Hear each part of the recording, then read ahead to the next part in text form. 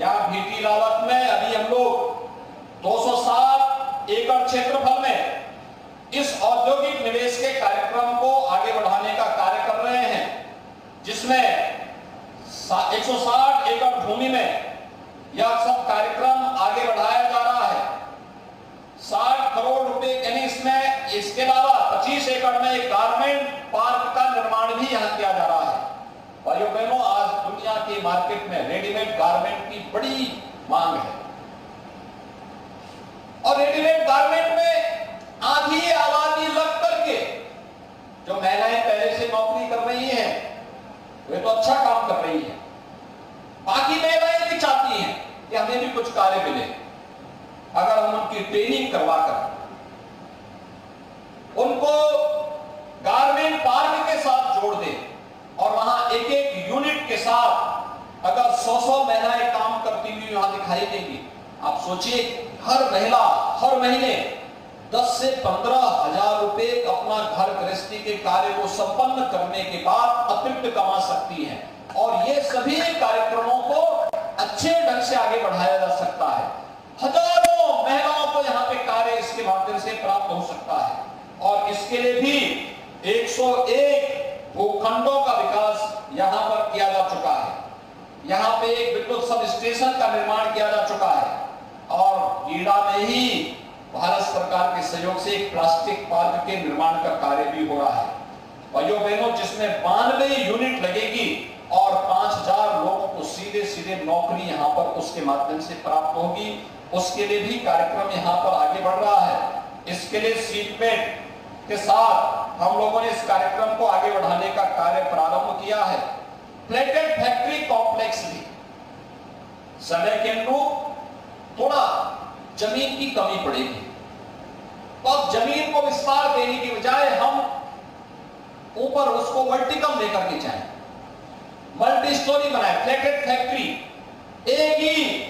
भवन में कई कई फैक्ट्रियां काम कर सकती है और उसके लिए भी यहाँ पर एक गीड़ा में उस प्रकार का एक कार्यक्रम आगे बढ़ रहा है। उसका कार्य का शुभारंभ भी हो, जो उस कार्य को हम बहुत शीघ्र लेके जा रहे हैं। और भाइयों बहनों, गीड़ा का तो विकास होगा ही होगा। हमारा जो दक्षिणांचल का क्षेत्र था, धुलिया पार और उसके आसपास के क्षेत्र में एक सरकार ने कांग्रेस के समय में, कांग्रेस और सपा जब भी मिलती है तो अनर्थ ही करती है। आपने देखिए धुलिया पार में उन्होंने चीनी की फैक्ट्री लगाई,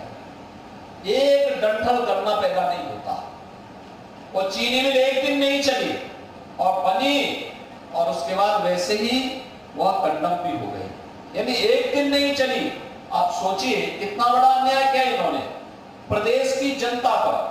कि प्रदेश की जनता के पैसे से फैक्ट्री लगाई गई,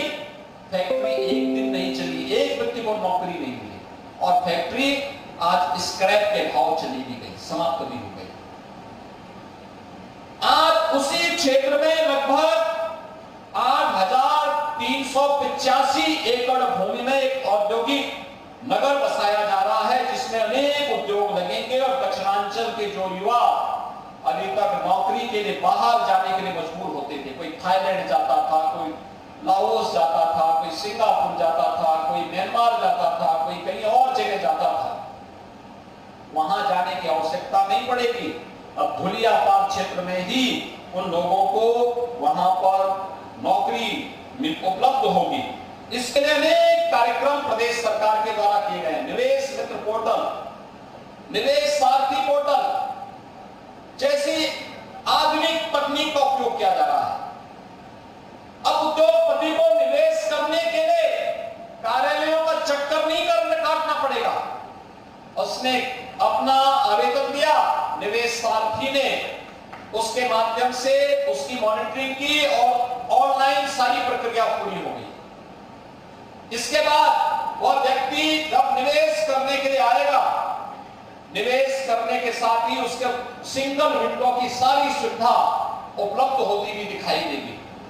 और जब उसका उद्योग पूरा हो जाएगा, उसको इंसेंटिव भी मिलना है, तो ये भी सब ऑनलाइन उसके खाते में पैसा चला जाएगा। भाइयों बहनों,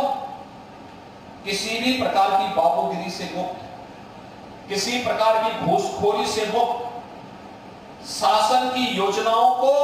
पूरी ईमानदारी के साथ हर नागरिक के लिए उपलब्ध कराने के लिए, औद्योगिक निवेश का एक बेहतरीन वातावरण बनाने के लिए सरकार पूरी प्रतिबद्धता के साथ कार्य कर रही है। और आज उसी कार्यक्रम के तहत मैं गीडा के अंदर आप सबके बीच में आया हूं। मुझे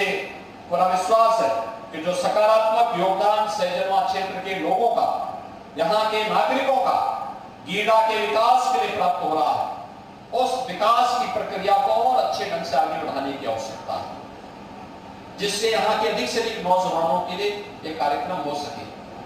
मैं गीडा प्रशासन से एक बात और कहूंगा कि जितनी तेजी के साथ गीडा ने विकास करना प्रारंभ किया है,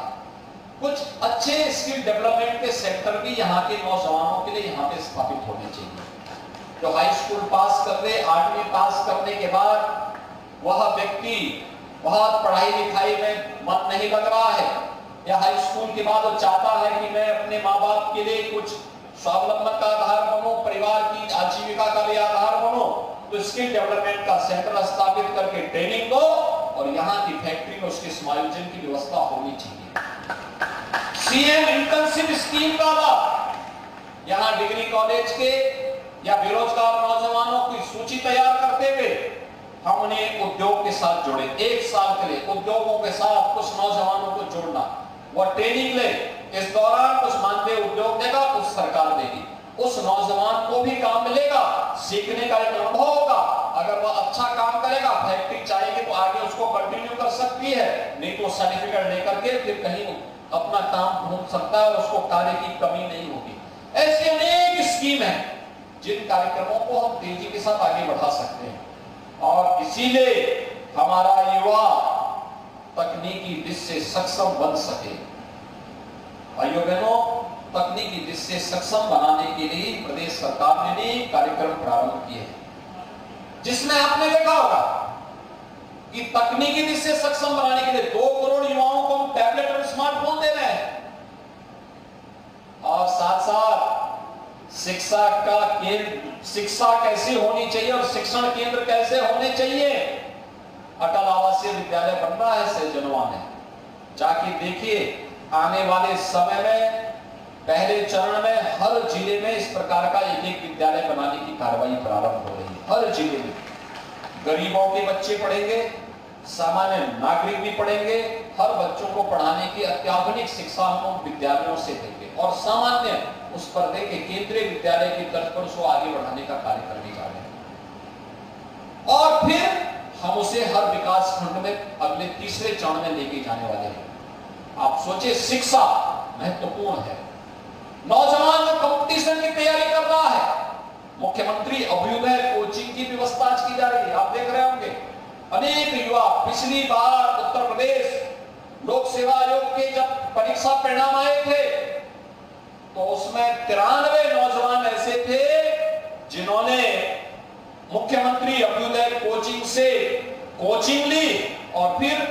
परीक्षा में उनका सिलेक्शन हो गया। वे आज उत्तर प्रदेश लोक सेवा आयोग के माध्यम से ट्रेनिंग ले रहे हैं और इसके बाद अपनी सेवाएं प्रदेशवासियों को उपलब्ध करवाने का कार्य करेंगे। मुझे पूरा विश्वास है कि आज जो निवेश हो रहा यह समयबद्ध तरीके से आगे बढ़ करके यहाँ के नौजवानों के लिए रोजगार के लिए अवसर उपलब्ध कराएगा और किसानों की आमदनी को आगे बढ़ाने में, प्रधानमंत्री जी के विजन को आगे बढ़ाने में मदद करेगा। इसके साथ ही हम यह भी सुनिश्चित करेंगे, यहाँ पे एसबीआई के